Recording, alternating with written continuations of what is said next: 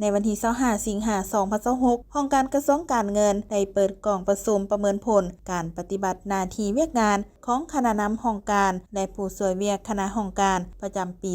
2025โดยการเป็นประธานของท่านสมจิตคำมงคลหัวหน้าห้องการกระทรวงการเงินมีคณะห้องการคณะแผนกและต่างหน้าจากกรมเกี่ยวข้องเข้าร่วมกองประชุมในครั้งนี้เน้นใส่พันขยายระเบียบการคุ้มครองราษฎรและตีราคาคืนมากผลการเคลื่อนไหวเวียกงานในระยะ1 ปีผ่านมาอย่างภาวะวิสัยโปร่งใสและยุติธรรมการประเมินแมนอิงใส่สีมาตรฐานต้นต่อคือด้านคุณทาสการเมืองและคุณสมบัติศีลธรรมปฏิบัติด้านความรู้ความสามารถด้านความรับผิดชอบต่อหน้าที่เวียกงานและด้านผลสำเร็จของงานที่ได้รับมอบหมายในกองประชุมบรรดาทานผู้ที่อยู่ในเป้าหมายของการประเมินและตีราคาตนเองในการจัดตั้งปฏิบัติเวียกงานในสุ่มปีผ่านมาพร้อมทั้งได้ยกให้เห็นด้านดีที่ต้องส่งเสริมและด้านอ่อนของโครงสร้างที่จะต้องได้สืบต่อปรับปรุงแก้ไขจากนั้นได้มีการประกอบคำคิดคำเห็นอย่างโกงไปโกงมาและดำเนินการประเมินให้คะแนนแต่ละทานตามขั้นตอนและระเบียบการที่กำหนดไว้ในตอนท้ายท่านสมจิตคำมงคลได้มีคำเห็นโอ้ล้มและมีทิศชี้นำเกี่ยวกับการปฏิบัติงานโดยได้เน้นหนักให้คณะประเมินและผู้เข้าร่วมทุกท่าน